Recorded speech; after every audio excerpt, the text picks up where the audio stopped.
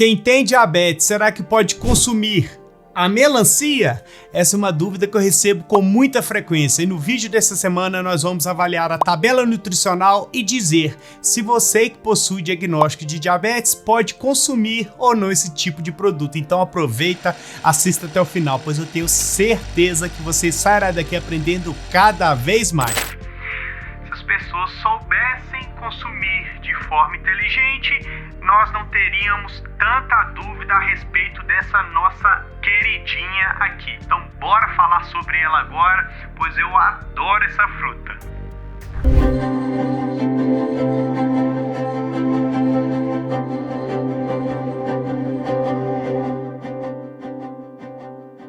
Olá, sou Edu Rodrigues, sou diabético tipo 1 há mais de 24 anos, sou farmacêutico e criador do canal Edu Diabetes, onde nós temos como propósito levar informação de uma maneira acessível e descomplicada a todos os diabéticos espalhados por todo esse nosso Brasil e também ao longo de todo o mundo, independentemente do tipo de diagnóstico de diabetes que você possa vir a ter. Pré-diabetes, diabetes tipo 1, diabetes tipo 2, diabetes gestacional, diabetes tipo LADA ou diabetes tipo MOD. Saiba que você é muito bem-vindo para poder aprender cada vez mais sobre saúde, alimentação, tratamento diante do seu diagnóstico de diabetes e assim evoluir cada vez mais e depender menos do uso de medicamentos. E no episódio do Quem Tem Diabetes dessa semana, nós vamos avaliar a melancia, que é amplamente conhecida ao longo de todo o nosso país e que muita gente tem dúvida se o diabético pode comer ou não a melancia. Então, inicialmente nós vamos avaliar a tabela nutricional que eu vou deixar aqui agora para vocês entenderem de uma vez por todas se o diabético pode consumir ou não essa fruta. Nós vamos avaliar nessa porção 100 gramas de melancia. Lembrando que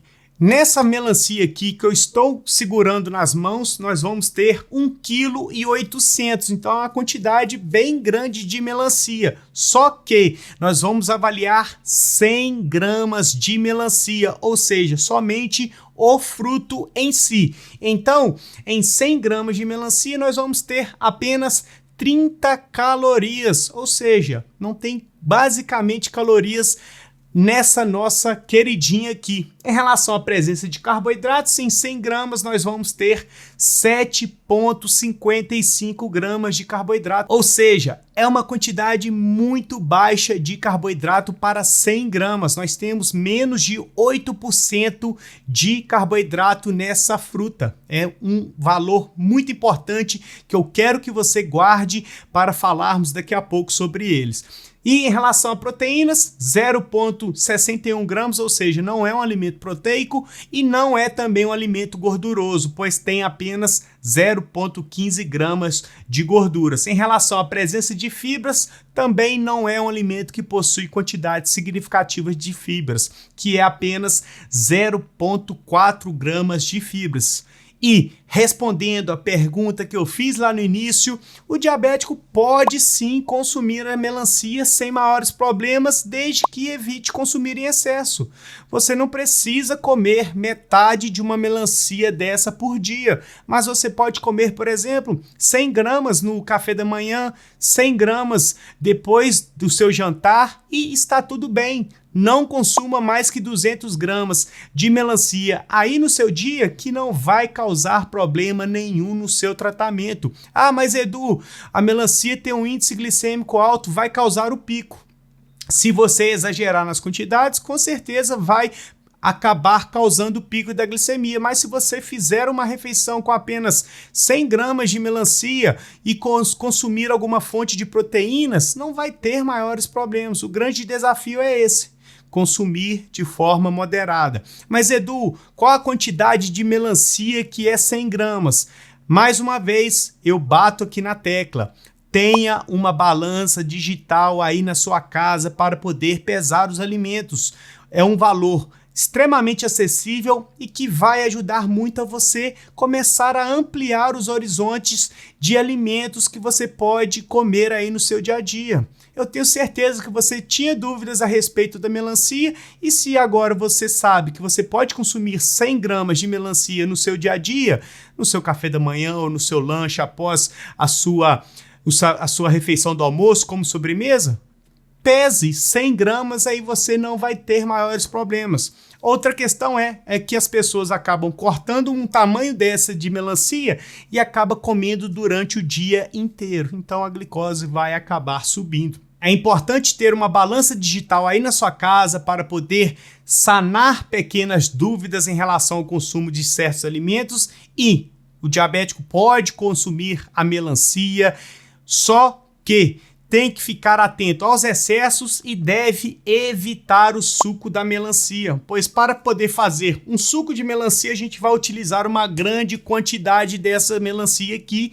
e aí você vai acabar acumulando grande quantidade de carboidratos, que é a frutose, que é o açúcar que vem dessa frutinha tão bonita e tão saborosa aqui. Então, você deve evitar excessos e deve evitar o suco de melancia, mas a fruta em si, consumir 100 gramas aí na sua refeição não causará maiores problemas.